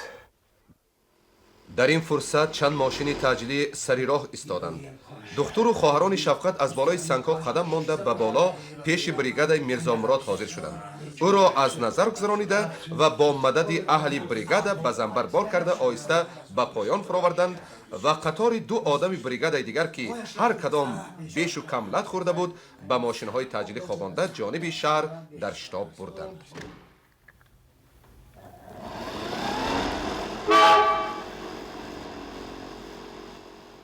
بعدتر معلوم گردید که احوال آن دو کس بهتر است، اما هر دو پای میرزا مراد شکست استخوان دارد. هرچند که احوال به دکتران بیمارخانه نارک معلوم بود، از دوشنبه متخصصا آمدند و خیلی تحقیق و مصلحت کرده قرار برآوردند که باید هر دو پا تا زانو بریده شود. رضایت خودی میرزا مراد را درخواستند. به 60 رسیدم. باز چند سال دیگر عمر دارم. خدا میداند. آمده امروز از دو پا جدا شوم و واریگران دیگران کردم. آیا کرای جان کهانی می کند؟ دختران مجبور شدند استخوان هر دو پا را جا به جا کرده گچ بندند. خوفی آن که جایهای شکسته آبیت پیدا می کنند بیش گشت. عجبا، 5 سالی دراز با باسمچه ها سر به کله زدم. دست و پایم بتون ماند. 5 سالی دیگر با فاشیست خونخوار جنگیدم. از میدان حرب زیاد سلامت برآمدم. آمده امروز در زمان صلح و امانی از دو پای جدا شوم. این چی گردشی روزگار است؟ این چی مکافاتی عمل است؟ نخود که با اون همه کرده خود همین دیدنی بود. درد تا رفت شدت می گرفت. صبر و طاقت از دست می رفت. میرزا مراد تهمتن زار زار می گریست. در تنهایی ها می گریست. وقتی می گریست که همه در خواب مست بودند. وقتی می گریست که به گوشش صدای بلس ها می آمد. بلس هایی که به درغاد به جایی که تا دیروز میرزا مراد کار می کرد سنگ و شغل می کشوندند. این صداهایی که به گوش او نشسته بودند صدای نبض ساختمان بودند. آدمی که 2 جنگ را از سر گذرانیده است. یکی هراسید، یکی به خود گفت که نخواد از بالای همین میز زنده نخیزم. در همان لحظه صدای بلسا به گوشش رسیدند و شیردلش کردند، گویا که قدرت بلسا به تن و جانش قوت و روح تازه بخشیدند. در طول این چند ساعت جراحی، کرختی درد و بعد طاقت شکستن آن، او گاها صدای بلسا را نشنیده می ماند. از همین سبب در تهلقه و تشویش بود. این چونی معنا داشت که گاها از هوش رفت، در گوش صداهای دیگر غلیان می کردند، صداهایی که چندان نشان زندگی نبودند. میرزا مراد در حیرت مانده به خود می گفت که نخواد از فیغان بلسا پرزورتر صدایی باشد. هرچند به ظاهر شکفته روح و زنده دل می تافت، معلوم بود که جراحی به سختی گذشته است. در تک رویش خون نبود. در فانوس چشمانش شعله زندگی خیره می سوخت. به عیادتش دوران و کمچاف آمدند. کار از دست رفتگی برین. و عجیب که هیچ تعلق و غم ندارم. شاید از اون سبب باشد که به مراد و مقصدم رسیدم. همانش من که گردشی چرخ اول را ندیدم، بلکه میبینم پیشی نظرم. فردا آن هم به کار می درآید. جایی شک و شبه نیست. اساسی کار شد. اکنون به آسانی می رود. همیشه اولی کار وزنین. من عمرم را دیدم، خدمتم را کردم. دستم به ساختمان نمی رسید. به حسرت می رفتم. به ارمان می ماندم. اکنون نه. یکی دردی 2 پایش بالا گرفت و بر دلش هجوم آورد. میرزا مراد یک آهی به درد کشید و آهسته چشم پوشید و دیگر باز کرده نتوانست. صدای بلسا در گوشش دیگر صدا ندادند. ندای دوران و کومچاف بلند شد. دختران شنیده آمدند و میرزا مراد چشم وا نکرد. از زیر بالینش گوشه کاغذی نمایان بود. دورانوف آن را گرفته باز کرد. در آن چنین سطرها نوشته شده بودند: فرزندان من، غم نخورید که زمینی کم داریم. تخت ما کوههای بلند و دریاهای پرتقیان است و هر چقدر که از دریاها قوت گیریم و به کوهها صرف کنیم، همان قدر قدرت و آبروی ما بیش می شود. وقتی آن است که به مغز این حکمت رسیم و بهر ادای این کار کمر همت بندیم. زمانی ما نیم تنانم، راحت جانم، درد کم، درد سر کم میگفتیم. این گناه من و شما نه. به این خاک، به این زمین قدمی ناپاکم بسیار رسیده است. هر کدام به زمینی تو، به در و خانه تو، به خواهر تو، به آیینی تو صاحب شده، تو را میانید دره ها بین کوه ها پیش کرده بود. به همین سبب ما بسیار فروتن گشتیم. اینک به دوران نو، به زمان نو این خاک، این زمین باز صاحب پیدا کرد. البته از اون چیزی که صدها سال در رگ و پی جا شده است، به ده ها سال رهایی یافتن دشوار است. این به عزم و ثبات هر کدام ما وابسته است و هرچی بیشتر خلاصی یابیم، بردی خودمون، خلق و کشورمون. سلامت باشید فرزندان من.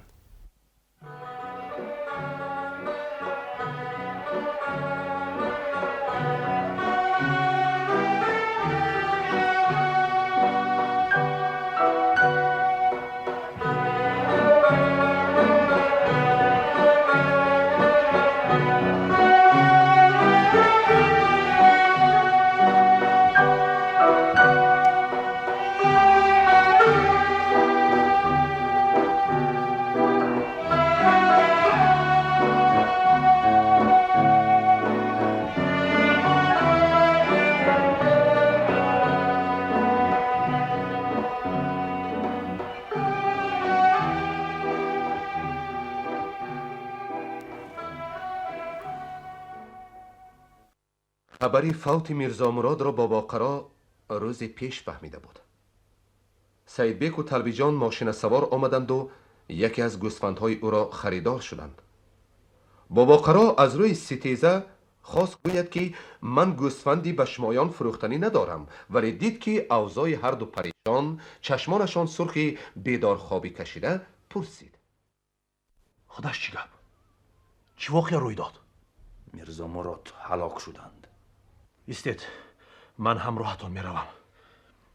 سید بیک را فرمود گوسفندی در کاری را از مالخانه گیرد و خود به خانه در آمده جامعه ماتم پوشیده برآمد. راه اندیشه های مختلف بابا قرا را آرام ندادند. نهایت شمه از آن اندیشه هایش را به دو مرد جوان که در عقب ماشین گازیک می نشستند گفت: رحمتی آدمی نغز بود و جانش را هیچ احتیاط نمی کرد. به همین کاری ساختمان خودش را نمی زد می شد. هیچ کس از دامنش کشیده بیا کار کن نگفته بود. طلبی جان و سید بیک در جواب حرفی نزدند. نه برای اینکه حق به جانب این مردی کنار جسته صحت و سلامت مانده بود، بلکه وضعیت بحث و مناظره را نمی برداشت. این حکمت بابا قرا را مراسم دفن میرزا مراد ردیه شد. از روی قرار بیورای گارکام و اداره ساختمان تابوت را با جسد میرزا مراد در صحن شتابی ساختمان گذاشتند که در جای بر هوای مولق دره در دامن کوه صندوق بنا یافته بود. از آنجا طول و عرض ساختمان برالا می نمود. مردم در این میدان کلان هم نغنجیده بالای شاخه‌ها برآمده بودند. بابا قرا از 60 گذشته باشد هم این گونه مراسم با نفوذ را بار اول می دید. به خیالش نآمده بود که در نارک خردگک اینقدر خلق جمع شده است و همه برابر چون دادر و خواهر مرگ یک مردی نارکی را ماتم می گیرند.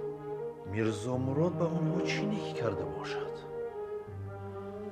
خیر، به کاتب دورانوف جای پدرش بود، به کمچیاف همسایه بود، شرافت بیگیم را همسر و عطا مراد را پدر بود،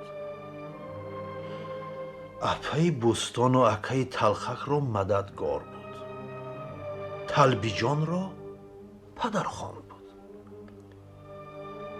اما پسران من نعیم بیگ و سعید بیگ دخترم گلبگیم از وی چی نکی دیده باشند که با فوتش اینقدر میسوزند و میگیریند؟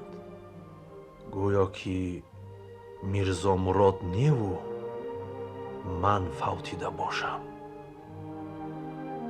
گویا که پدرشان من نیو میرزا مراد باشد. خیر، فرض کردیم که با مدد او دختر و پسرانم از من دور شده و به ساختمان نزدیک گشتند، اما به اینها به ارمنی و تاتار و اوکراینی و لیتوانی چی نکی کرده باشد که امروز بالای سرش زار زار میگیریند؟ سوال پس سوال می آمد و بابا قرا جواب گفته نمی توانست و حال آن که خود برابر انبوهی مردم از پس تابوت آدمی می رفت که از همه بیش به او شناس است.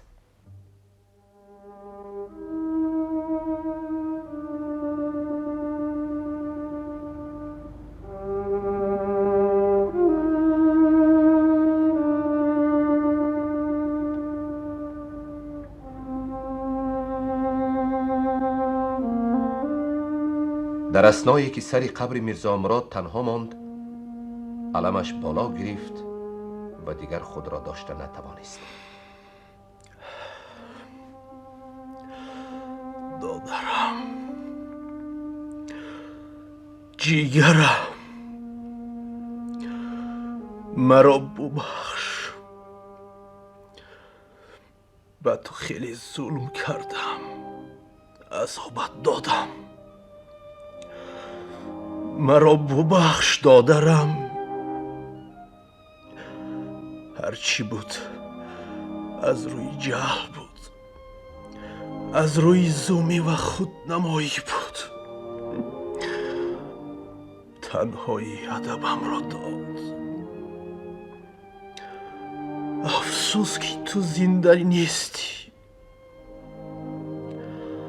پیش پایت سر میمون. دانایم، جان فدایم، مهنت زادم. پسران بازوی پدر خود را داشته جانب ماشین سعید بیگ رسپار شدند. دیرگاه کسی بازوی او را این طریقه نداشته بود. باز دلش پر شده آمد. باز علمش تازه شد. خواست خود را دلیل گرفته از مدد فرزندانش دست کشد. همانا پیش نظرش میرزا مراد آمد. بیشتر به آن دستهای فرزندانش تکیه کرد. به ماشین فرزندش نشست. همراه فرزندانش ره نارک را پیش گرفت.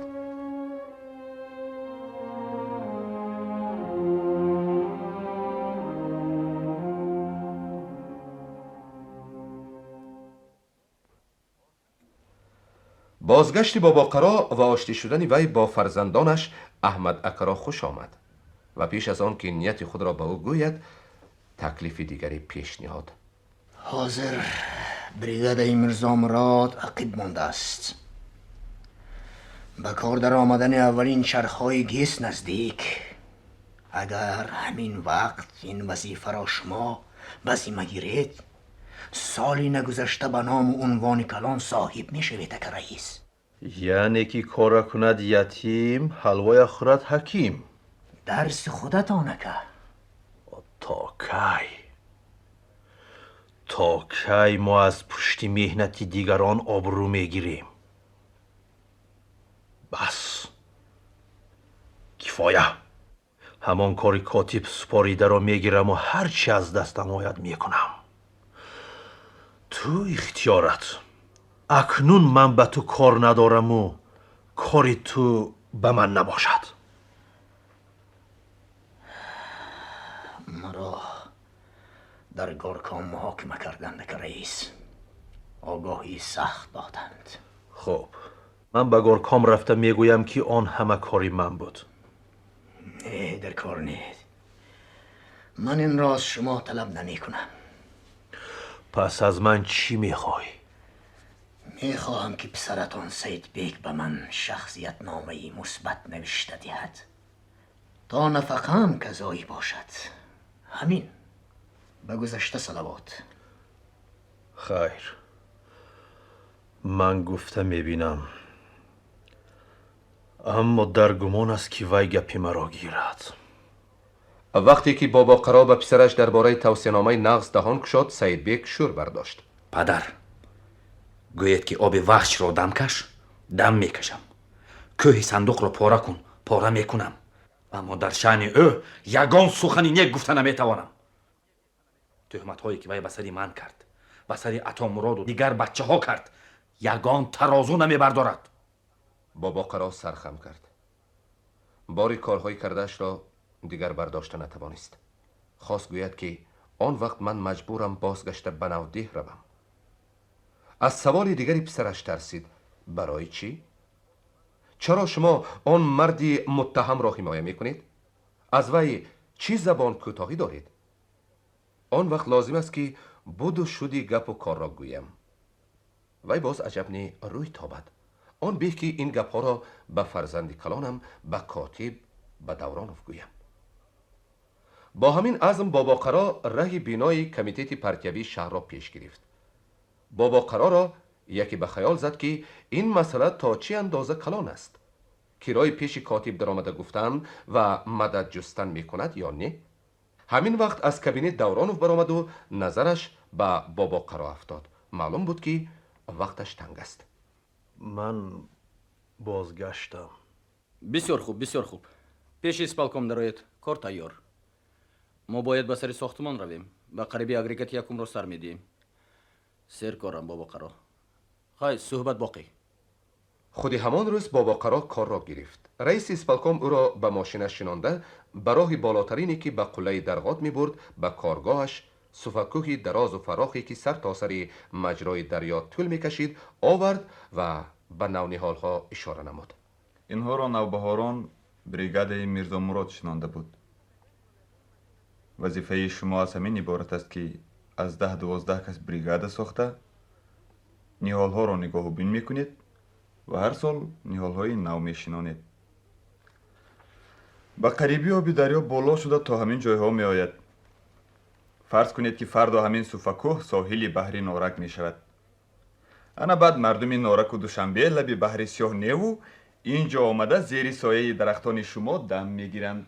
هرچند رئیس اسپالکوم شوخی آمیز سخن می کرد، بابا قرا با کمال جدیت گوش انداخت و از آن در حیرت بود که خاصیت گیس تا کجا هاست. در خصوص بیابان رفتن آبی وحش شنیده و به چشم خود دیده بود. حالا به همه جا آوازه بود که از قبط همین کوه که بالایش بابا قرا و رئیس اسپالکوم استادند نقبی درازی میکوبند.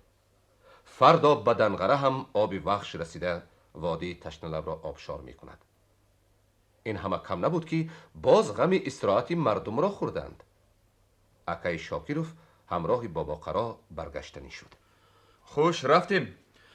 نه، تو رفتن گیر. روز بر وقت. من دیرتر می روم. راه خیلی دور. از پای میمانید. نه، من به پیاده‌گردی عادت کردم. سخن بابا قرا چنان قطعی بود که اکای شاکیروف دیگر بهانه نیافت. به ماشینش نشسته جانب نارک ره گرفت. بابا قرا تنها ماند و به کوه و دمن نظری تازه کرد. آسمان لاجورد تکیه به قله کوه‌های دورادور داشت. آفتاب نیمه روزی بهاران شاخهای زرینش را به برف‌های بالای کوه‌ها عطا می‌کرد. برف زرین تاب گشته فضا را آن رنگ می‌بخشید.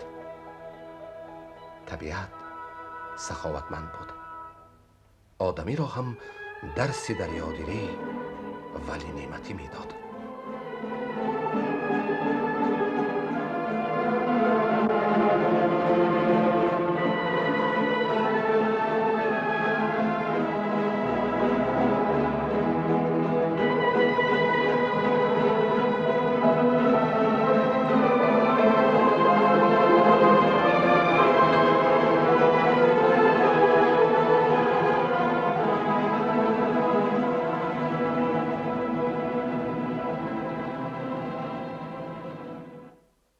اپای بوستان از بازی که به کار ساختمان درآمد خود را به مثال پیشتر تنها و بیکس نمی پنداشت.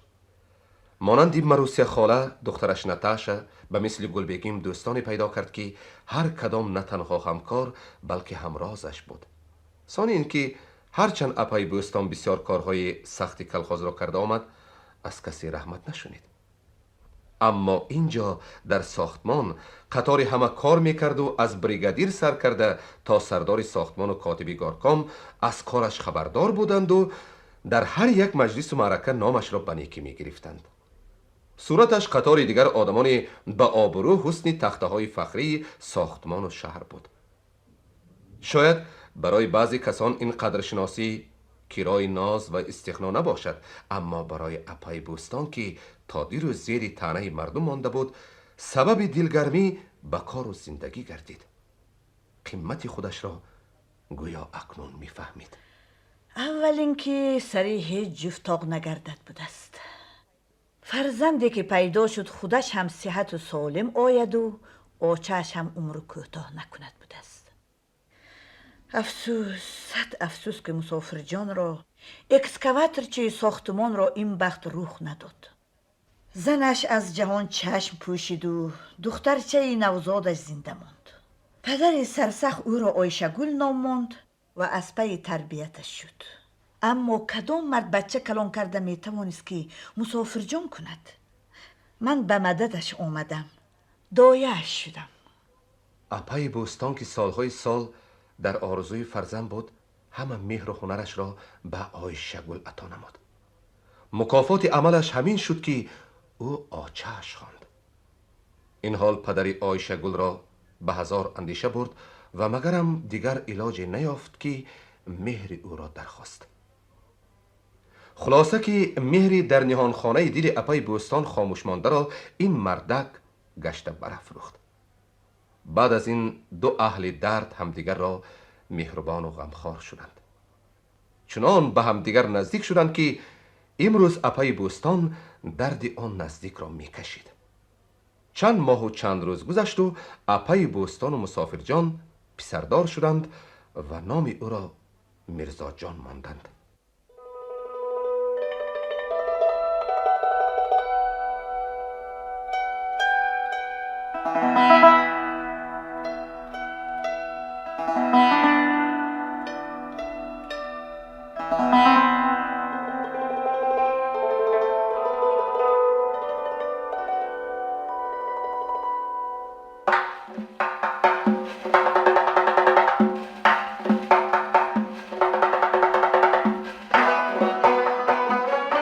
هفته پیش در نارک عید بود. عید بیناکاران، عید تمام ریسپوبلیکا، عید وطن. مهنت 10 ساله بهادران نارک رخ نشان داد. بار نخست آب بخش پرتوغیان به تمام بسته شد. بحر نارک تولید یافت. بار نخست آب دریا به توربینه های اگریگت اول رفته زدند. اولین برق حاصل شد.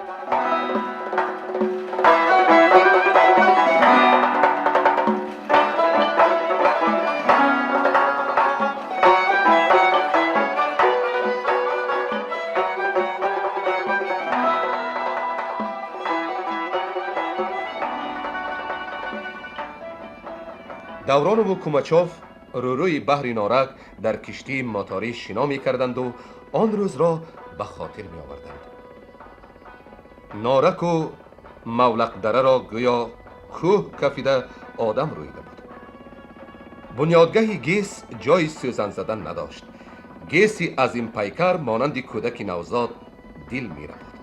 شبا شب که اگریگت اول را سنجیده بودند، آب مصفا گشته دریای وخش از قبط کوه صندوق گذشته به پره های اگریگت یکم میزد و 300,000 کیلووات ساعت برق حاصل نموده به مجرای کهنه خود میفرامد. این منظره حاضران علل خصوص کاتب دورانوف را به اندیشه های تازه برد. هرچند وی این گونه لحظه را لحظه به کار درآمدن اگریگت اول و زیر آن برآمدن آب مصفا را بار سیوم میدید، از این منظره معنی های تازه کشید. معلوم که مهنت نه تنها آب را بلکه آدم را دل او را صاف و بی‌غبار می‌کرده است. نارکی چندی پیش قدرتدار پیش نظر دورانوف چون آینه صاف میتافت.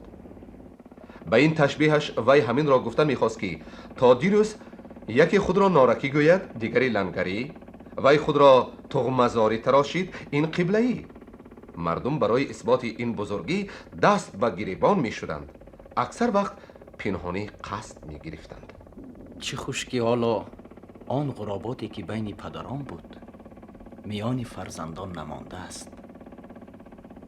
چه خوش که طلبی جان جوره نزدیک سید بیگ رفیق نزدیک عطا مراد آشنای طلبی جان است.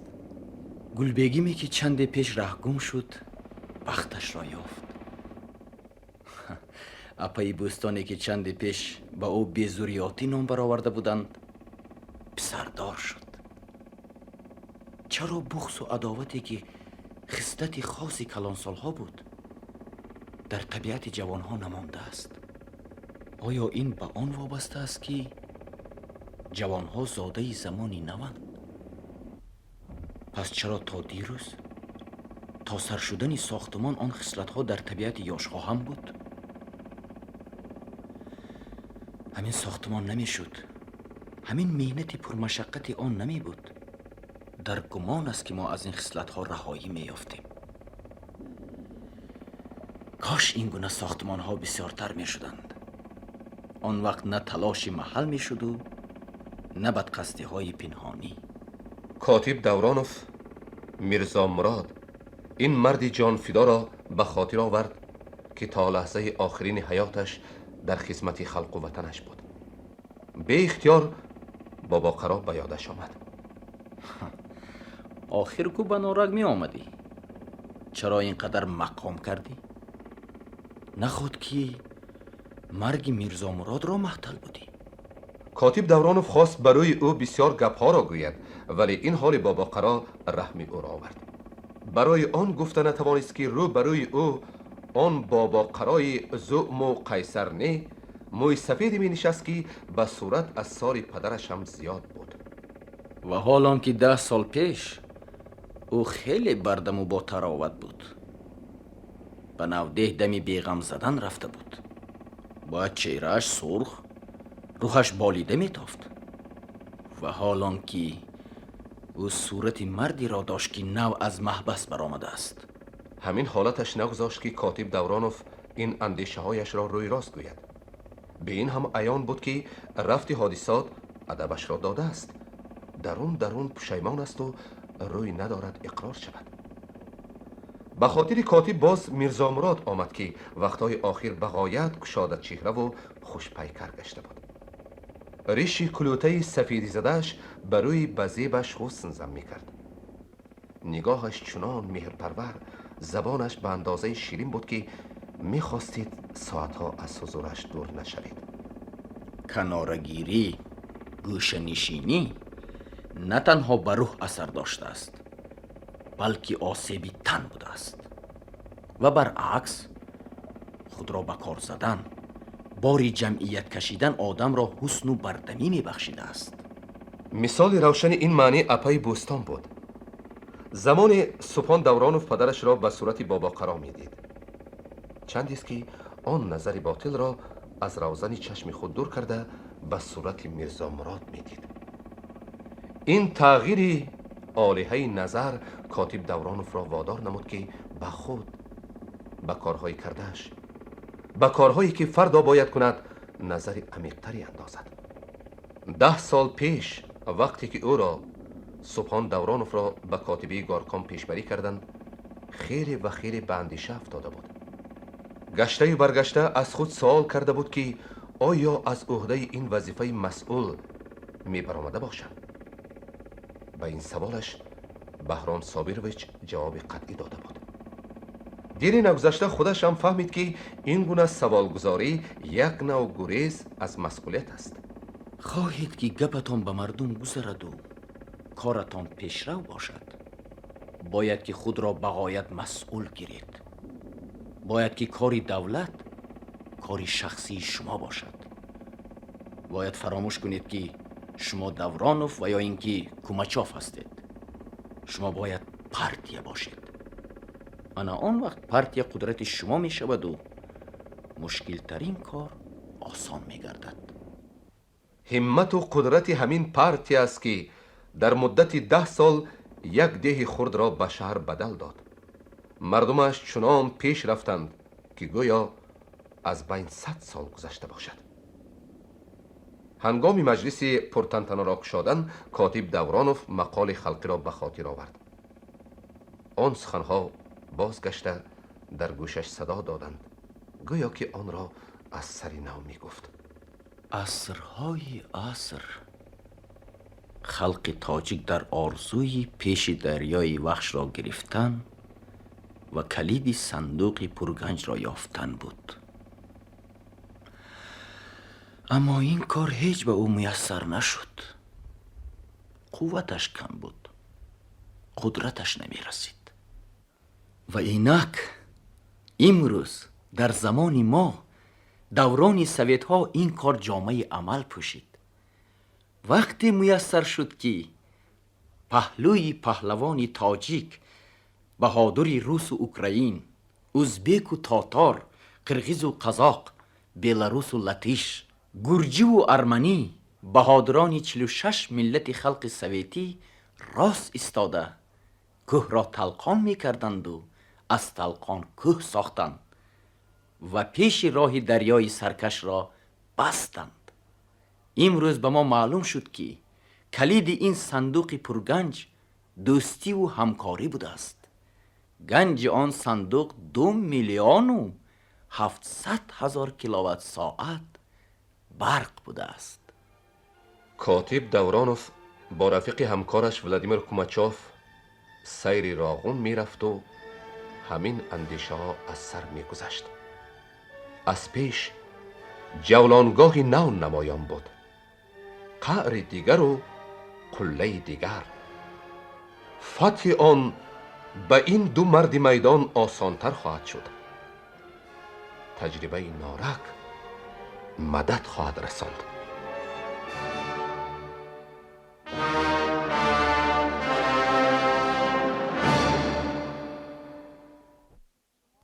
شما قسم آخرین رادیو اینسценировка را از روی پاویستی محیدین خوجاєв آب روشنایی شنیدید. در آن هنرمندان مردمی جمهوری گرمینچ زوقیبیکوف، حبیبالله عبدالرزاقوف، ناصر حسنوف، هنرمندان شایسته جمهوری حیدر شایمردانوف، حلیمه نصیبуллина، آیشه حیاتова، نازوگما شاهمنصورова، گلندام سفرعلیeva، رجبگل قاسیمова، هنرمندان نماز ایماتوف، غالب اسلاموف، خرم قاسیموف، محمد حکیم محمدظاهیروف، عزیز روزیев، نورالله عبداللهیف اشتراک کردند. برنده برهان رحمانوف. تهیه‌گری شنوانیدن حلیمه نصیبуллина. منظم آواز ماهیره محیدینова. این گفتار سال 1976 به لنته آواز ثبت شده است. انجام گفتار ادبی از سلسله رادیو تئاتر.